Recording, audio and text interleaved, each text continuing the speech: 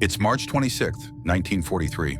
In the freezing waters south of the Komandorski Islands in the Bering Sea, two naval forces are about to collide in what will become the last major naval battle fought exclusively with guns and torpedoes. No aircraft carriers, no air support, just steel warships slugging it out in the old-fashioned way. For nearly 4 hours, American and Japanese vessels will dance a deadly waltz across these frigid waters, with shells the size of compact cars screaming through the Arctic air at supersonic speeds. The outcome of this battle will help seal the fate of Japan's northern territories and demonstrate how Allied intelligence operations had fundamentally shifted the balance of power in the Pacific. This is the story of the Battle of the Komandorski Islands, a forgotten clash that represents both the end of an era in naval warfare and a crucial turning point in World War II's Pacific theater. By the time the guns fall silent, one side will have been forced into a strategic retreat that they'll never recover from. But the real story isn't just about the ships and the shells. It's about how codebreakers thousands of miles away helped win a battle before the first shot was ever fired. The intelligence advantage. By early 1943, the war in the Pacific had reached a critical juncture. Japan's seemingly unstoppable advance had been checked at Midway 9 months earlier, and the brutal campaign for Guadalcanal had just concluded with an American victory. But while most eyes were focused on the South Pacific, a quieter but equally important struggle was unfolding in the north. The Aleutian Islands campaign, which began with Japan's invasion of Attu and Kiska in June 1942, had created a dangerous northern front. Though remote and often dismissed as a sideshow, these frozen islands represented Japan's only foothold on North American soil. More importantly, Japanese bases in the Aleutians threatened American supply lines to the Soviet Union and provided potential staging areas for attacks on the U.S. West Coast. The Japanese garrison on Attu, numbering about 2,500 men, required constant resupply. Every few weeks, transport convoys had to make the treacherous journey from Paramashiro in the Kuril Islands to the Aleutians, roughly 650 nautical miles across some of the most hostile waters on Earth. These supply runs were Japan's lifeline to their northern outposts, and by March 1943, they were becoming increasingly desperate to maintain them. Operation Magic and the Intelligence War. Here's where the battle was really won. Not in the Bering Sea, but in the basement offices and secret facilities where Allied codebreakers were waging a silent war against Japanese communication security. Since before Pearl Harbor, American cryptanalysts had been working to crack Japanese naval codes. The breakthrough came with JN-25, the primary operational code used by the Imperial Japanese Navy. By 1943, Allied intelligence, through a combination of British and American efforts, could read significant portions of Japanese naval communications. This intelligence-gathering effort, codenamed Operation Magic, gave American commanders an unprecedented advantage. They could often predict Japanese movements before they happened. In late March 1943, Station Hypo in Hawaii and other listening posts began intercepting Japanese messages about a major supply operation to the Aleutians. The intercepts revealed that Vice Admiral Boshiro Hosogaya would lead a substantial force including 2 heavy cruisers, 2 light cruisers, 4 destroyers, and 3 transport ships loaded with 1,500 troops and crucial supplies for Attu. This intelligence reached Rear Admiral Charles McMorris, commander of Task Group 16.6, whose ships were patrolling south of the Komandorski Islands specifically to intercept such operations. McMorris commanded a significantly smaller force: the heavy cruiser USS Salt Lake City, the light cruiser USS Richmond, and 4 destroyers on paper. He was outgunned and outnumbered. But McMorris had something Hosogaya didn't. He knew the enemy was coming, approximately when they'd arrive, and their general course intelligence had given him the ability to position his forces optimally and maintain the element of tactical surprise, even though strategic surprise was impossible given the limited approaches to the Aleutians. The intelligence that almost failed. Ironically, despite this intelligence windfall, the battle almost didn't happen. McMorris's ships had been patrolling the area for days in atrocious weather conditions. By March 25th, fuel was running low, and he was preparing to withdraw. His destroyers were particularly desperate. They had maybe 24 hours of fuel remaining.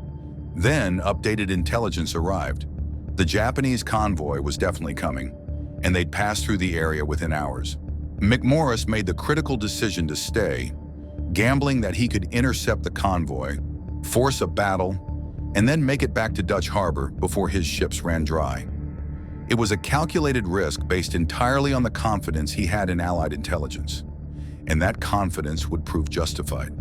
This moment encapsulates how the intelligence war had changed the Pacific campaign. Commanders were now making strategic decisions, not based on blind searches or lucky encounters, but on solid information about enemy movements. The Battle of Komandorski would be one of the clearest examples of how superior intelligence, properly acted upon, could offset material disadvantages. First contact and the opening salvos. Just before dawn on March 26, 1943, at approximately 7:30 a.m., the radar operator aboard USS Richmond detected surface contacts to the northwest. McMorris's gamble had paid off. They'd found the Japanese convoy. But as the range closed and the pale Arctic dawn revealed the enemy, McMorris realized he'd found more than he'd bargained for. Through the mist and snow squalls, he could make out not just merchantmen, but heavy warships. At 8:40 a.m., Nachi opened fire at a range of about 20,000 yards, nearly 12 miles. The battle for the Komandorski Islands had begun. What followed was a naval engagement that seemed ripped from an earlier era. With no aircraft carriers present on either side, no air support available, and weather conditions preventing floatplane reconnaissance. This would be a pure gunnery duel. The kind that had defined naval warfare from the age of sail through World War I, but which had become increasingly rare in the carrier-dominated Pacific War. McMorris found himself in an impossible tactical situation. He was outnumbered and outgunned, facing two heavy cruisers, Nachi and Maya, and two light cruisers, Tama and Abukuma, with his single heavy cruiser and lighter forces. His only advantages were the intelligence that had positioned him here, the training and fire control systems of his ships, and the desperate courage of his crews. The dance of death. McMorris adopted the only strategy available to him. He turned south, putting his ships in a column, and attempted to draw the Japanese away from their transports while maintaining a fighting retreat. The Japanese, concerned about protecting their convoy, gave chase. For the next 3.5 hours, the two forces would run parallel courses, exchanging salvos in what became essentially a running gun battle. The USS Salt Lake City, nicknamed Swayback Maru by her crew, became the focus of Japanese fire. The old heavy cruiser, commissioned in 1929, was now fighting for her life against more modern vessels. Her captain, Bertram Rogers, and his gunnery officer worked to keep their 8-inch guns firing accurately, despite taking hits. The Salt Lake City's fire control was exceptional. Her well-trained crews scored multiple hits on the Japanese cruisers, including several damaging strikes on Nachi. Around 10 a.m., the battle reached its first crisis point. A Japanese shell struck Salt Lake City's hull below the waterline, flooding compartments and causing her to list seawater contaminated her fuel oil, causing her engines to slow. For several terrifying minutes, it looked like the American flagship might be dead in the water, a sitting duck for Japanese guns. Meanwhile, the destroyers USS Bailey, Coghlan, Dale, and Monaghan were performing heroically, laying smoke screens to protect the wounded Salt Lake City and making aggressive torpedo runs to keep the Japanese at distance. These destroyer actions were suicidal in their bravery. Charging at heavy cruisers with torpedoes was a one-way ticket unless you had exceptional timing and more than a little luck. The decisive moment. At approximately 11:03 a.m., with Salt Lake City down to just one operational boiler room and barely making 15 knots, the situation looked hopeless. Japanese shells were bracketing the crippled cruiser, and it seemed only a matter of time before a fatal hit ended the fight. Then something remarkable happened. Admiral Hosogaya, whose forces had clearly won the tactical engagement, suddenly ordered his fleet to break off the action and withdraw.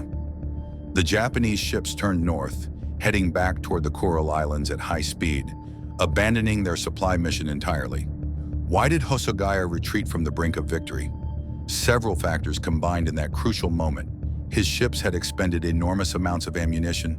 Nachi had fired more than 700 8-inch shells. He'd taken damage from American fire that, while not crippling, was concerning his fuel situation, was becoming questionable given the extended running battle. But most critically, Hosogaya had no intelligence about American forces in the area. He'd already been surprised once by encountering McMorris's task group. What if there were American cruisers or even carriers nearby? What if American aircraft were about to arrive from Dutch Harbor? The uncertainty, the intelligence gap that McMorris didn't suffer from, paralyzed Hosogaya at the moment when aggression might have brought him total victory. The Japanese admiral was operating blind, while McMorris had been operating with intelligence support throughout. Even as Salt Lake City's crew worked frantically to keep their ship afloat and fighting, McMorris had a reasonable picture of Japanese force dispositions. Hosogaya had no such advantage. He was haunted by what he didn't know, and it caused him to snatch defeat from the jaws of victory. The immediate consequences. The Battle of the Komandorski Islands ended without a single ship sunk on either side, a rarity in Pacific naval combat. Yet strategically, it was an overwhelming American victory. The Japanese convoy never reached Attu. The 1,500 troops and precious supplies turned back to Japan. For Salt Lake City and her crew, the aftermath was a nail-biting race against time. The damaged cruiser limped back toward Dutch Harbor, her crew working around the clock to keep her afloat. They made it, barely, arriving on March the 27th to begin repairs. The swayback Maru had survived to fight another day. For Admiral Hosogaya, the consequences were far more severe. The Imperial Japanese Navy relieved him of command in disgrace. From the Japanese perspective, he had abandoned a supply mission when victory was within his grasp, sacrificing strategic objectives for tactical caution.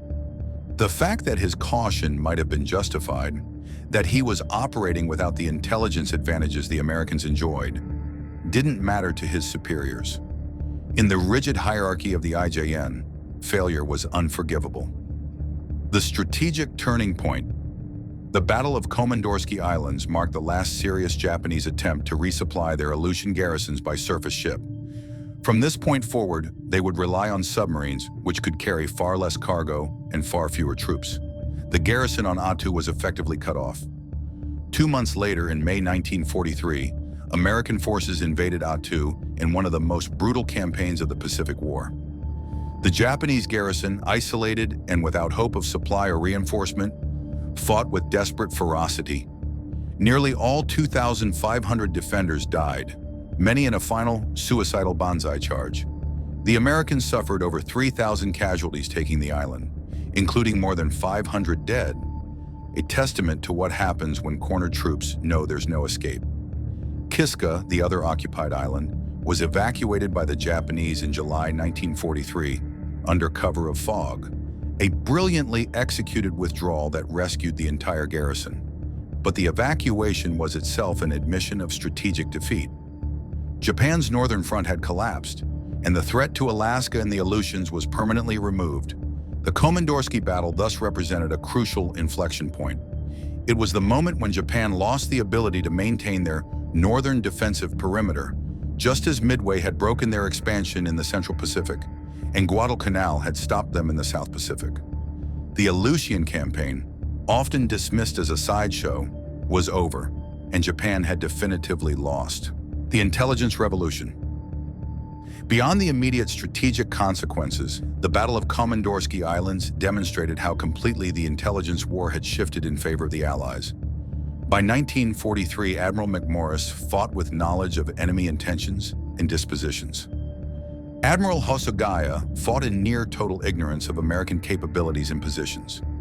This intelligence asymmetry would only grow more pronounced as the war continued. American code-breaking, submarine warfare intelligence, and signals intelligence would guide campaigns across the Pacific. The most famous example would come just 2 months later, when American fighters, guided by decoded messages, ambushed and killed Admiral Isoroku Yamamoto, the architect of Pearl Harbor, over Bougainville. The Battle of Komandorski also validated the investment in intelligence infrastructure. The thousands of cryptanalysts, translators, and support personnel working in places like Station Hypo were proving as valuable as frontline combat units. The battle showed that wars were won not just with bigger guns and more ships, but with better information and superior decision-making based on that information. The last of its kind. Finally, Komandorski holds a unique place in naval history as the last major surface action fought without air support by either side. Every significant naval battle after this point would involve aircraft, either carrier-based or land-based. The era of pure gun battles between surface ships, which had defined naval warfare for centuries, ended in those frigid waters south of the Komandorski Islands. In this sense, the battle was an anachronism even as it happened, a throwback to an earlier age of warfare occurring in the middle of history's most technologically advanced conflict. Battleship and cruiser admirals had dreamed of such engagements, of testing their gunnery and tactics in clean, uncluttered surface actions. McMorris and Hosogaya fought the battle their predecessors had trained for, but they did so in a war that had already moved beyond such contests. The future belonged to carrier task forces, submarine wolf packs, and amphibious invasions supported by overwhelming air power. But for one cold morning in March 1943, the old ways of naval warfare had one final moment in the spotlight, and the side with better intelligence, not just bigger guns, emerged victorious.